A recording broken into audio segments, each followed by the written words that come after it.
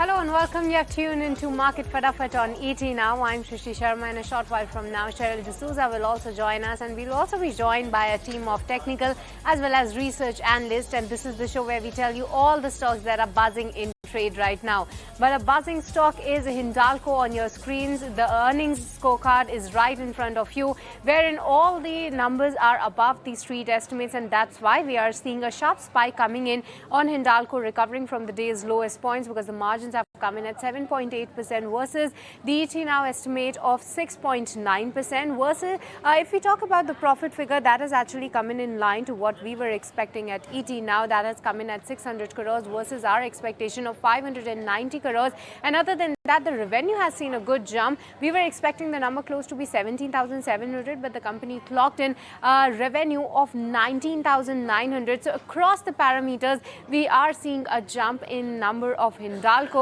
The expectation for all these steel counters, be it from JSW Steel, Tata Steels, they were not that great, but all these companies have till now managed to surpass the estimates, and that's why we are seeing the stock of Hindalco recovering. Cheryl, over to you then.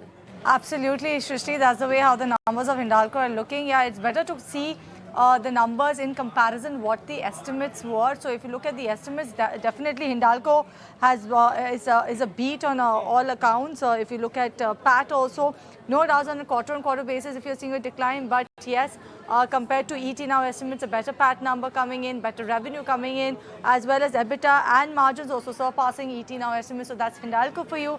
If you look at the stock, tad bit of recovery is what it registered, but we will wait for some. We'll wait for the management commentary as well on what transpired in the quarter gone by. What's the way forward that Hindalco is viewing going ahead? So that's Hindalco for you, and that's one of the stocks that we are going to discuss in this edition of Market Fatafat. Let's bring on board our team of researchers. But before that, I believe we have Aditya Walekar joining us on the show from Access Securities. Very good afternoon to you, Aditya. How are the numbers of Hindalco? What's your initial take coming in for the numbers? Because if you look at it, it's a beat from ET Now estimates. Yeah, good afternoon. So numbers are quite good. Means we were expecting slightly slower or sluggish numbers this quarter, but there were the EBITDA at both aluminium and copper division at the Indian operations. That's a positive surprise.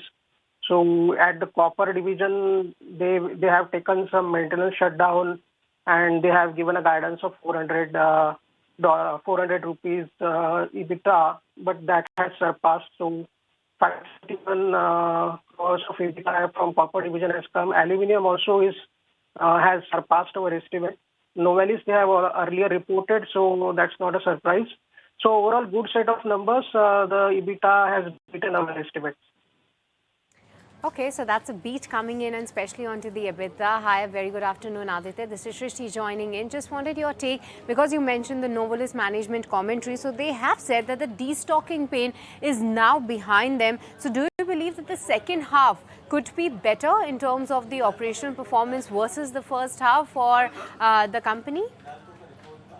Yes. So what the management has said that the key product, that is the beverage cans, that destocking phase was going on since last 3 to 4 quarters, and that phase is now almost over. So in the current quarter, their EBITDA per ton at Novelis that has recovered, and now they see that to trend higher in the upcoming quarters and maybe touch even $525 per ton by the end of Q4.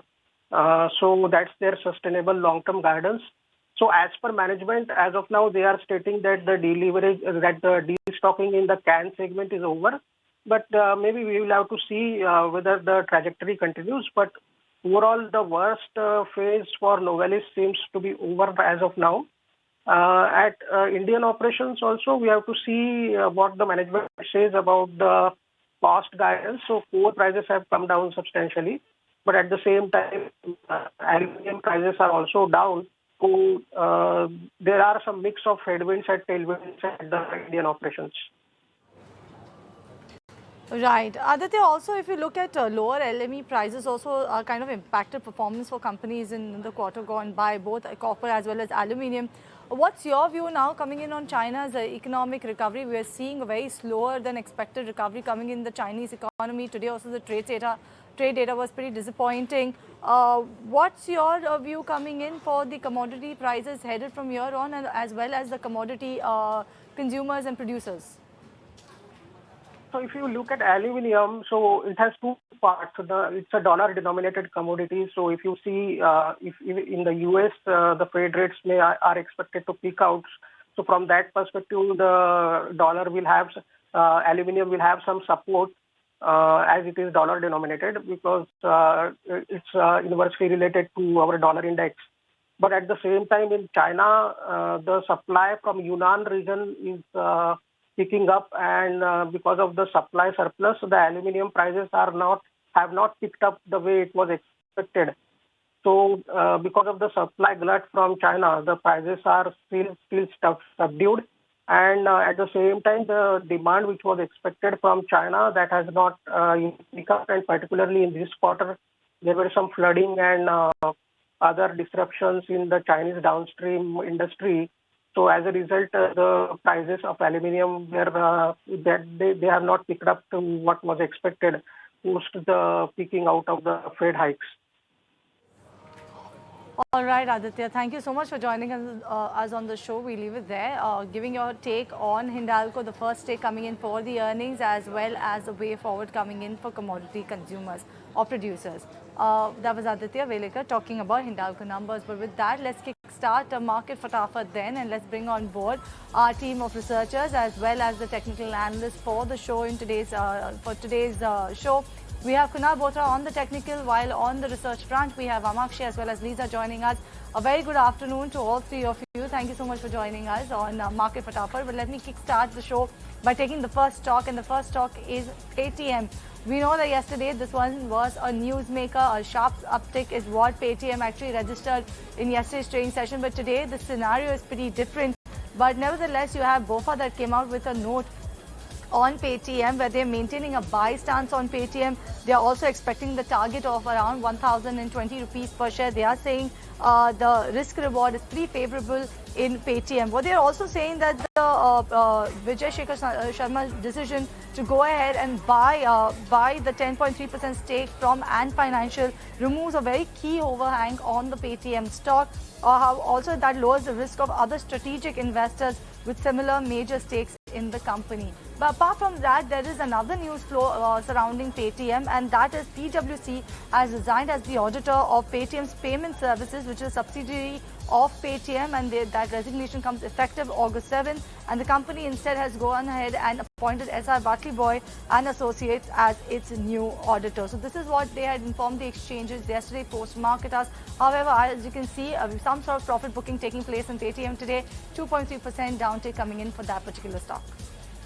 Okay, moving on to the next counter then, and Gland Pharma is definitely the counter we wish to highlight on number 2, because that counter has been locked at an upper circuit of 20%, and that's on the back of the earnings and a brokerage upgrade coming in. Firstly, onto the earnings, a stellar set across the parameters, because the company has performed fantastically well in terms of the revenue, profit figure, as well as onto the margin figure as well, and that's it with respect to the street estimates. Talking about the revenue, that has seen a jump of 41% on a YOY basis. Now the profit has clocked in a growth of 63%, as well as the EBITDA has been seen jumping by 8.5%. But when it comes to the brokerage upgrades, especially Jefferies has gone ahead and upgraded the rating to a buy now, and they have hiked the target price from 1,065 rupees to 1,640 rupees. That's quite close to the current market price. But what they say is that going ahead, the new filings, especially in the complex injectable business till date, are expected to help boost further revenue as well as margins for the company. They have hiked the FY25 and 26 EPS by 5 to 7%, and they estimate EPS CAGR of 17% over FY23 and 26. And on the back of all these news, Gland Pharma is definitely buzzing in trade. All right, this one is coming to you, Kunal. RBL Bank, this one has been news over the last 2 to 3 weeks, and some sort of a positive news flow actually for coming in for RBL Bank. But on the charts, what are the charts indicating? Because after the run up, we've seen the stock actually cool off as well. So, good afternoon, Cheryl. And after a move from 140 to almost 220 to 25 for RBL Bank, there was bound to be a phase where the stock took a pause. Now, whether this is a trend-changing move or whether this is just a move of correction in the larger scheme of things, I would believe that it's the latter, where the stock is going through a mild corrective phase before it could probably come back again and recontinue the uptrend for itself. My sense is that the stock has now given confirmation of a breakout on the monthly charts in many indicators, and that could probably spell quite positive for RBL Bank from a medium to long term play. So I think traders who have been holding on to the stock or have been bullish on the stock should continue to have this stance even with this last 1 week, 10 days of being in the news flow as well as in correction. I think the structure for RBL Bank is extremely positive, and I would expect the stock to continue to perform exceptionally well going forward. So one of the better performing private sector banking names from the chart structure, looks attractive, would continue to be bullish on the stock. Okay, moving on then, and Vamakshi, coming to you for a first stock you have picked up ONMobile. The stock is locked in an upper circuit of 20%. Tell us how are the numbers this time? Well, Srishti, when we look at the numbers, a strong set coming from this counter. Revenue has seen an uptick of almost 3.8% on a sequential basis. The net profit, however, the company has reported stands at around 9.8 odd crores. So this is actually an improvement because the company had reported a loss of almost 2 crores in Q4 of FY23. So definitely an improvement coming in on the profitability as far as ONMobile is concerned.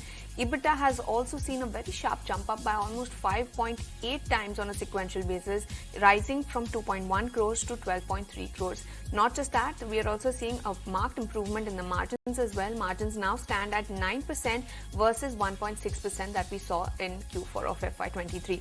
In fact, the management has said that the growth momentum has continued. The revenue uptick for ONMO has been encouraging, and in fact, they're expecting an improvement to come in over the upcoming quarters. They believe that the company will be staying focused on profitability, and in fact, they're targeting even better results in the second half of this year. So on and all, a good set of numbers for ONMobile, and that is the reason why the stock as of now is locked in that upper circuit. Alright, that is ONMobile Global, but let's talk about Tata Chemicals. Lisa, a sector and a stock that you track pretty closely. Why is Tata Chemicals in focus today? So Tata Chemicals is trending lower, and that is because on the back of not so great set of numbers. The numbers that they reported were largely in line. Revenue was though below estimates. Talking about the numbers, the stock Tata Chemicals, it saw good operational performance both on year-on-year as well as quarter-on-quarter basis, and this was despite the lower volumes of soda ash. Even the soda ash prices that saw some pressure, and that was because of the new capacities coming in the Inner Mongolia region, as well as the easing of raw material as well as fuel cost that has flown into, and they have taken a cut in soda ash prices. Soda ash prices for Tata Chemicals since April, they have seen a cut of around 20%. Even the outlook that looks quite weak because the management said that the imbalance will continue for a year and a half due to the China supplies, and this will continue till the supplies gets absorbed. And this, along with the demand slowdown, that is expected to impact the soda ash market going forward. So that is why we can see Tata Chemical is trending lower. It's down around 2.8% today. Okay, moving on then, and Kunal, coming to you for your next counter, that is Gail onto the charts. Tell us which are the next targets that you're watching out for this. So Gail is a very, very interesting chart because remember there was a time, I think a couple of weeks back, where many of these PSUs they were they start to show signs of a breakout for themselves. That breakout led to these stocks making either 52-week highs, some of them made lifetime highs as well. So Gail, I think, is one of the stock which has come back towards its multi-year highs. The stock had broken past about the 115 mark, moved towards 120. Now the stock has been a bit more sideways from that 120 levels. But I think at 116 mark for Gail, the stock has come back to a very attractive support point. So there is a trendline support for the stock which starts off from 105 zone for Gail, which was the level the stock had hit in the start of July, and from where the uptrend started off for the stock in the last 1.5 odd month. So it looks to be an attractive risk reward for Gail at current levels. Would suggest a buy on the stock and expecting the stock to come back towards not just the previous highs of 120 plus, but even go beyond that. So 124 to 126 could be a short-term target range for Gail, keeping a stop loss closer to 112. All right, that is Gail for you. But let's talk about Angel One, and this particular counter is in focus once again in today's trading session. If you look at the stock, last time I checked, it was trading higher by about 4.6%. Now it is trading higher by about 5.4%, and this is on back of a note that's come out from Investec today. Firstly, yesterday the company actually came out with this July operational performance where they saw a healthy uptick on a year-on-year basis when it comes to the client base addition as well as the overall average daily turnover. And today you had Investec that's come out with a note where they are actually retaining a buy stance on Angel One with a target price set of around 2,000 rupees per share, which has actually implied an upside of approximately 35% on yesterday's closing price. So yes, a strong buy coming in from Investec. In fact, Investec has included this particular stock in their long fast recommendation. Long fast is a brokerage report that actually Investec comes out with. What Investec is saying, they are expecting the company to continue to post strong growth in their core digital broking business. So on back of that, you have Angel One that is seeing sustained buying in today's trading session as well. 5% after coming for Angel One on the Investec thumbs up. Okay, moving on then, and from the pharma space, let's shift focus to Torrent Pharma, because this time around we have seen a beat coming in on the margins while their India business has reported a strong growth of 15%. Let's talk about the numbers then, because the revenue has seen a jump of 10% on a YY basis at 2,591 crores. That's actually a bit lower than what the analysts were working with. Other than that, their India business have seen a good jump of 15%, a support coming in, and that was driven by the diabetes therapy. Their Brazilian revenue has also seen a jump of 3% on a YY basis, while Germany's Germany region has actually grown by 21%, while the US generics revenue has come in up by 6% on a sequential basis. But gross margins that have come in robust at 75%, and that's a jump of 3% on a quarter-on-quarter basis, specifically due to the contribution from their India business. But talking about the margins, that has also seen a jump of 1% on a quarter-on-quarter basis at 30.5% is what the company clocked in. So across all the parameters, a decent set coming in from Torrent Pharma, but the revenue is actually a bit lower than what the analysts were working with, and that's why we are seeing not much excitement onto the stock, down about 1.2% right now. All right, moving on then, Kunal, let's talk about Karur Vysya Bank. A similar chart compared to RBL Bank is what you are witnessing for this one? Well, and I think it's a much better chart on the medium-term time scale, because the stock in the last, I think on a YTD basis has done 11%. On a previous year basis, the last year the stock was almost at 40 rupees, 45 rupees, went up to as much as 111, 112, where it ended the previous year. So an exceptional move for Karur Vysya Bank in the previous year, and a carry-on move so far this year for the stock price. Interestingly, it's come back towards the 50-day moving average, which means a time-wise as well as a price-wise correction seems to be over for the stock price. Now at 125-26 levels, I believe that the stock should be good for another 7 to 8% on the upside. So a swing trade over here could be possible for Karur Vysya Bank. Traders who are looking to buy could potentially keep a target in the range of 135 approximately, for a stop loss which could be kept at 122. Okay, moving on then, and let's talk about the nifty stock gainer today, that is Hero MotoCorp. Tell us, Vamakshi, why is this stock zooming in trade currently? Well, yes, Srishti, Hero MotoCorp is up and away in the trading session today. Now, the company has announced this very morning that they have received more than 25,000 bookings for their Harley Davidson X440. Now 60% or more than rather 65% of the bookings are for the top end variant, which is actually priced at 2.69 lakh, and this is the ex-showroom price. Now bookings, if you remember, opened on the 4th of July, and in fact the booking window has now been closed, and the new booking window is expected to be announced soon. Hero MotoCorp said that they will be starting production of the Harley Davidson X440 in September 2023, and in fact they're planning to commence customer deliveries from October onwards. In fact, given that the kind of demand that this bike is seeing, the introductory ex-showroom prices have also been revised by almost 10,000 across models. In fact, the company says that there are more iconic launches that will be following soon, as they ensure that they are establishing a presence across this portfolio. So on and all engines firing for Hero MotoCorp, and as of now the stock is gaining in trade, up nearly 4%. All right, that's Hero MotoCorp gaining in trade today. Lisa, let's talk about Railtel then, and why is this one in focus in today's trading session? So Railtel is seen buzzing in trade on the back of order win actually. So they received the order from Pimpri Smart City, and the order win is worth around 700 crore, quite a significant order for Railtel.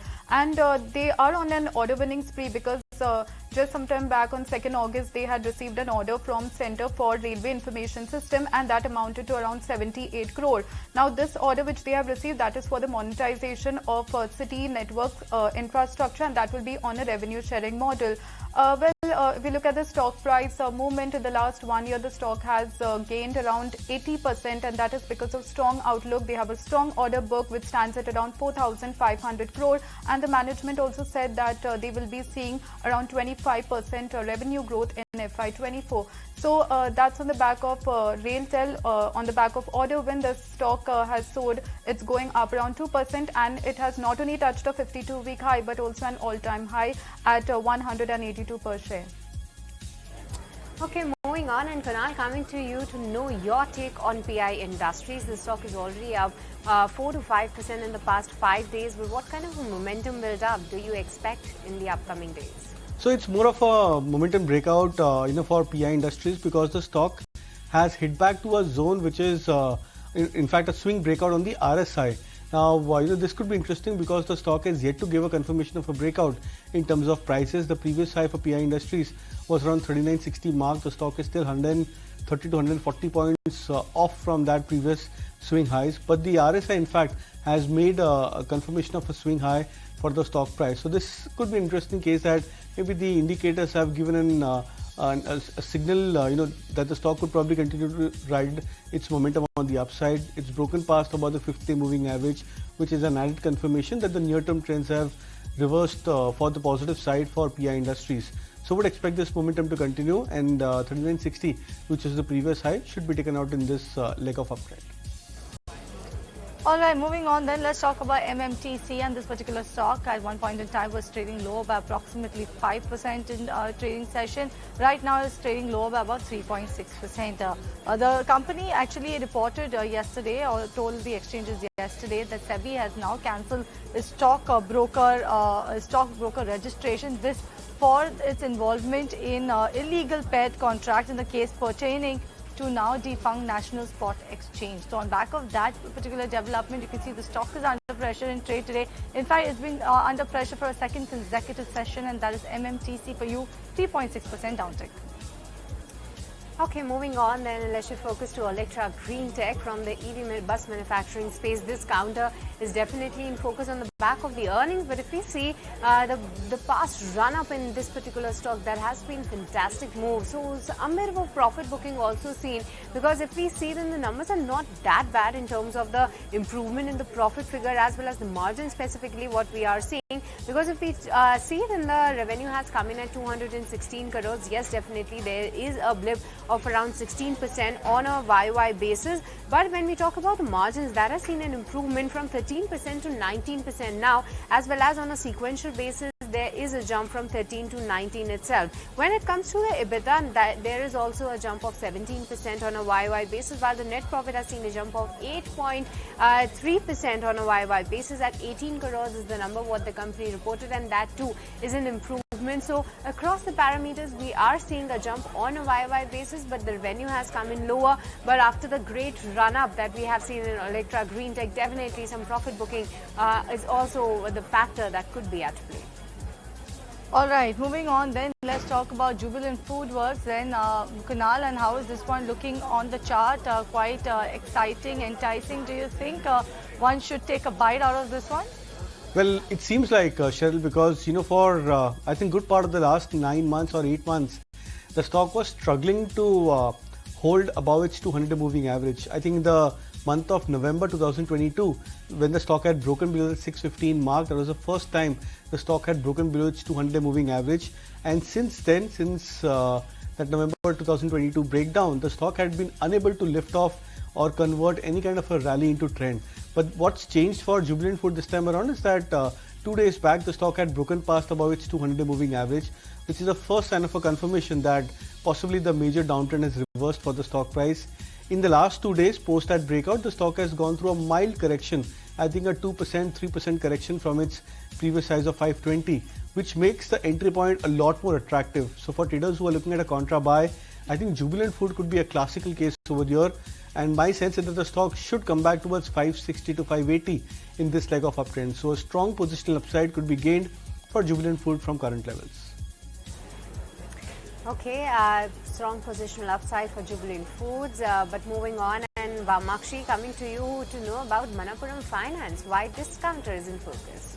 Well, this counter is in focus on the back of the numbers of its subsidiary called Asirvad Microfinance, and a strong set of numbers is what they have reported. In fact, they were better than what the analysts were expecting. Now, keep in mind that Asirvad is a subsidiary of Manapuram Finance, and this is important because nearly 26% of its advances are contributed by this subsidiary.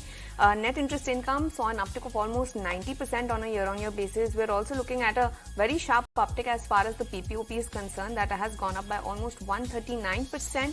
The net profit is what the company has reported this time around of 111 odd crores versus a loss of almost 8 crores that the company posted in the same quarter last year.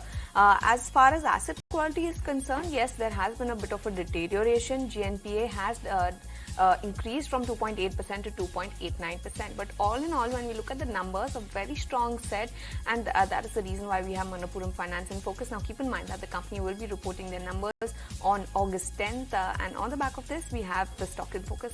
It's gaining in trade as much as 4.5% as of now. Alright, moving on then. Kunal, you've also picked Manapuram Finance, but this on the charts. What are the charts reflecting to you? Do you think that this sort of an up move that the stock is witnessing on back of good earnings will sustain? I think this is a very strong breakout for Manapuram Finance, because remember, I think the stock had broken past above its previous resistance of 130 in the end of the month of June. The stock consolidated for a couple of weeks, then got to a breakout, came back to that 140 mark. In the last week, I think the stock dipped from 140 levels to 132, 34, and now it's back about that 140 mark, which means classically when you try and sum up the price action for the last 3 months for Manapuram Finance, it's a staggered uptrend. It's a consistent move rather on the upside, where the stock is making pattern of higher highs and higher lows, and every time the stock makes a higher high, it tends to break past above the previous highs as well as a strong psychological resistance. So this could be a strong trending move in the making for Manapuram Finance. I believe that in this leg of uptrend, hopefully if this pattern of higher high and higher low sustains, then we can expect even levels of 165 for the stock price. So would be extremely bullish on the stock, and expect at least another 15% on the upside from a 3 months to 6 months time frame for Manapuram Finance. Okay, so that's the take coming in on Manapuram Finance. Kunal is extremely bullish on this particular counter. But with this, it's time to slip into a short break in this edition of Market Fatafat. Don't go anywhere. We'll be right back.